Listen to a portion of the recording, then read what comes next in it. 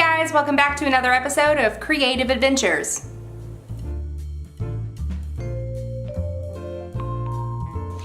If you've already watched my last soaping video, then you know how swimmingly well that went.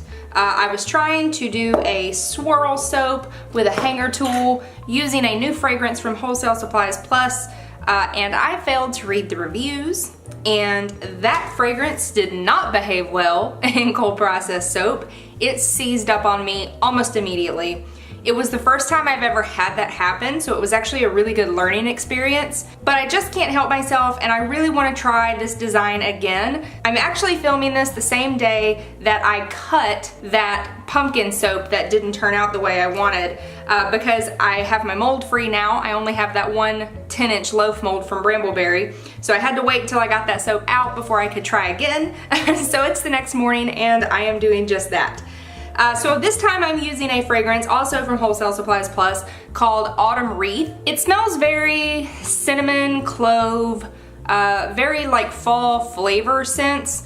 I also get some apple in there. Not much apple, but just a hint of apple on the back. But it's definitely a lot of cinnamon in there. I like the fragrance. It's definitely not pumpkin. I don't smell any pumpkin at all, but I do like the fragrance a lot, and it will still meet my needs for a fall themed soap. I'm going to be using most of the same colors. I am adding a different color in though. For this, it's only got 1% vanilla in it, so it's not nearly as high as that last fragrance. I did still mix some vanilla color stabilizer into my fragrance at a ratio of 2 to 1. So 2 parts fragrance, 1 part stabilizer. But because it's got such a low amount of vanilla, I am going to do my base color in white this time, and I am going to put fragrance in it. Everything I read said that it will discolor to a really light tan. So it's either going to not discolor because of the stabilizer, or it will and it'll discolor to a tan, which I think will still work in this design. So I'm not super concerned about it either way. For my accent colors, I'm going to be using that olive green, that martini olive green again, because that turned out really pretty in the last soap I made. I'm going to be using the gingerbread brown again, also a very pretty color, and the Adobe orange mica. This was the darker of the 2 oranges that I used in the last soap. I'm also going to be adding in some bright red. I just ordered this color. It's actually not a mica. This is Nutone red powder, and it's supposed to be a true red in the soap. So we'll see about that. Because I'm getting such a hint of apple in this fragrance, I wanted to mix in red as well. And then I took out that lighter color orange that I used as my base last time. Aside from that, I've got my titanium dioxide off to the side. I'm not real sure what I'm gonna do on the top of this soap yet. I do have some little orange granules over here just in case I want to put those on the top. I'm not really sure. I haven't decided what I'm gonna do there yet. My base oils today are this is my standard recipe, and I'll have the percentages on my blog, but it's a mix of olive oil, coconut, palm, and avocado oil plus shea butter. And then I've got my lye mixture already mixed up over here, and it does have sodium lactate in it at a rate of 1 teaspoon per pound of oils. Now for my design, I'm going to attempt to do a butterfly type swirl where I pour all of my colors on one side of my mold, and then I use my hanger tool to kind of mimic a butterfly motion. I'm not really concerned about getting an actual butterfly shape because of the scent of this. It's not important. But I like the kind of swirls that makes, and I think it will vary the design a little bit. So I'm excited to try that out. I'm soaping at about 90 degrees today. So let me get my gloves on and we will get this soap batter mixed up.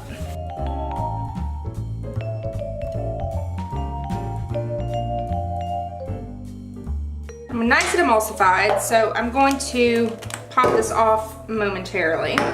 Split this into 4 other containers for my colors, and I'm not going to be using much in the way of color.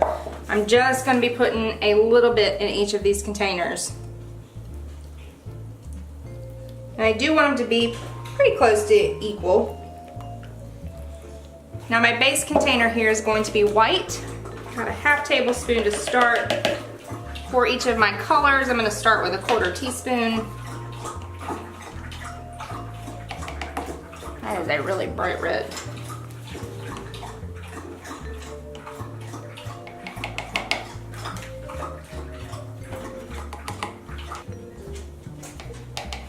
Okay, I'm going to start with my white here. I'm gonna need a little bit more titanium dioxide for that one. Okay, I'm gonna go lightest to darkest, mixing my colors. I'm gonna start with my green here.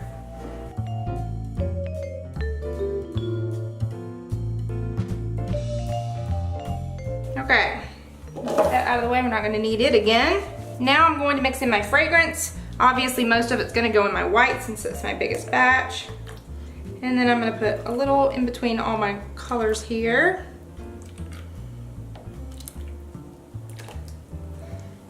And then I'm just going to use my spatula and mix that in by hand. Ooh, that smells really good. Now that it's in the soap, I'm getting a whole lot of cinnamon, but I actually am getting more of the apple than I was before. It smells like one of those potpourri mixes you would get this time of year. I think this could be really good as both. It's called Autumn Fragrance, or Autumn Wreath, sorry. But I could see this being a really good Christmas fragrance too, because it does smell a lot like the potpourri blends you get at Christmas time. Now, this green looks really like pukey green in the container, but it does cure to, or it does saponify to this really like pretty olive green in the actual soap. I noticed that when I was making that last pumpkin soap that didn't work out too well, that when I initially mixed that green color in, it looked very like baby poop green. But then it does actually cure to a much nicer color. Okay, this fragrance is definitely behaving, so that's exciting. Doesn't seem to be accelerating at all. Maybe just a tad, but like nothing that I can't deal with. Now let me get these out of the way and we'll bring the mold over and start pouring. All right, my standard 10-inch silicone loaf mold from Brambleberry, and I'm going to start by adding probably about a third of my white mix here. I want to fill my mold a third full. And now I'm going to start alternating my colors only on one side of my mold.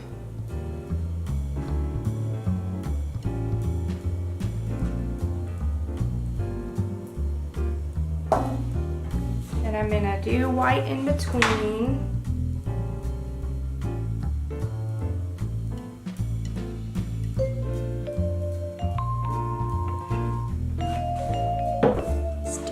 Let's do some green.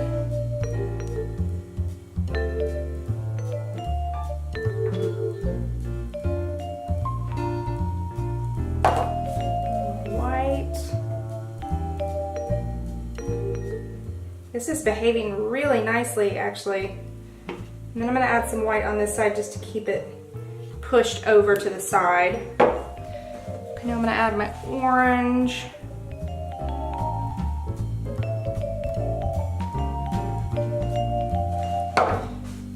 A little more white.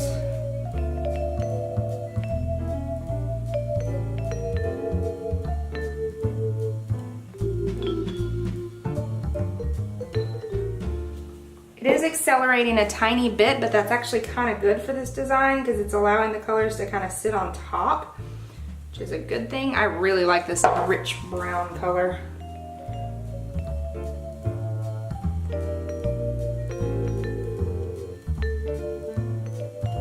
Okay, go back to my red.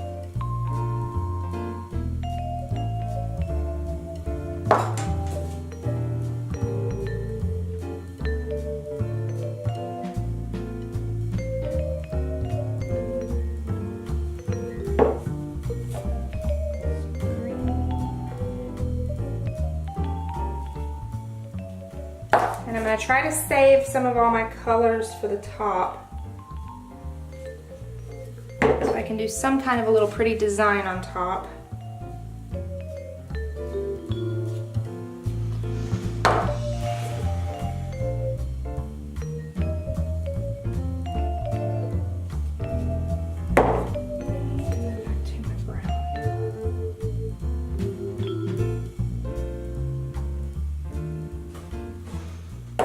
Okay, I think that's all I'm gonna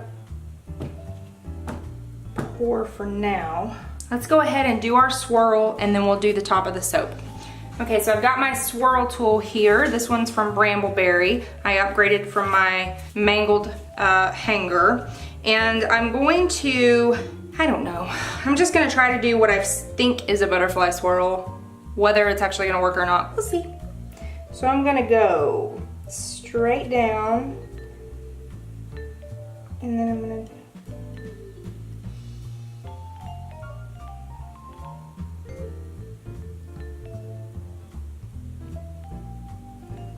all right.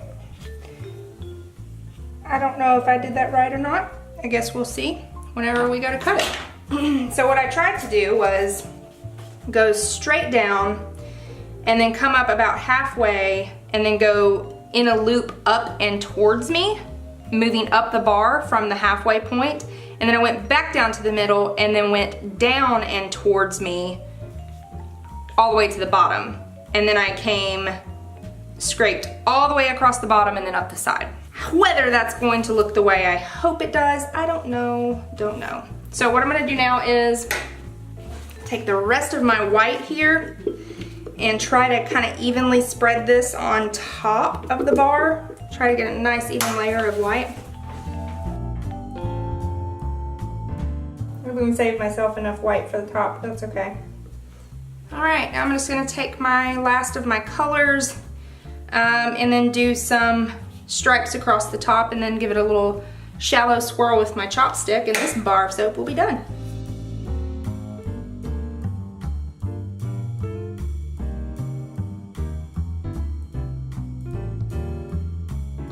Now let me grab my chopstick, and we're just gonna do a shallow swirl on this. I'm not going down very far into the soap at all.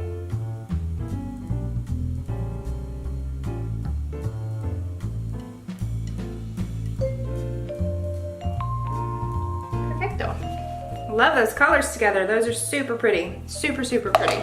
Okay, this soap is ready to be put to bed. So I'm going to stick this in my craft room and I will be back tomorrow to show you the cut. All right guys, we're back. It is Sunday morning. It's been probably about 20 hours and I'm ready to cut this loaf of soap. I am so excited because this one smells really, really good. Like in the soap, it actually smells better than it did in the bottle. It toned down some of the fragrance a lot, but I'm getting a lot of the cinnamon and the clove and the apples really coming through now. So I'm really happy with the fragrance, and I'm also happy with how these colors turned on top. It doesn't look like I had any discoloration. That's probably thanks to me adding the vanilla color stabilizer in my white, well, in general. So it doesn't look like I had any discoloration, which is really exciting. So I can't wait to cut into this because I've never tried to do a hanger swirl in quite the same way that I did it yesterday. So I'm just excited to see what it looks like. So let's just get this cut and then I will show you the bars and give you my final thoughts.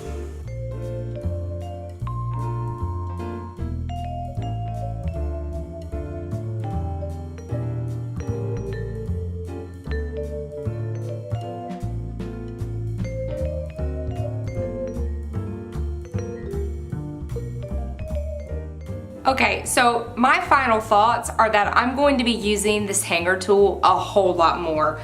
I am so happy with how this turned out.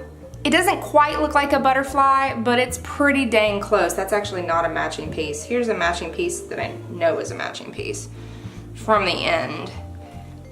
The goal is that when we put two cut pieces together, it looks like a butterfly. While mine doesn't quite look like one, it's not quite there. I actually can see the shape for sure. I am so happy with how this turned out. I love these colors together. This fragrance is better than I thought it was gonna be. It smells divine. My whole house smells like fall right now just because of cutting this soap. I am so happy with this, you guys. And I do want to give a shout out to this new tone red color from Wholesale Supplies Plus because it is red. It stayed red. It is a true red. I definitely am going to be using this in the future. I have another fragrance that I'm going to be trying out for Christmas, and it's a Persimmon Apple Thyme. And I'm probably going to use this red and green color right here for that soap. So glad to have found a true red powder. Very happy with that purchase. All in all, this is a complete success. I have redeemed myself from my seized soap.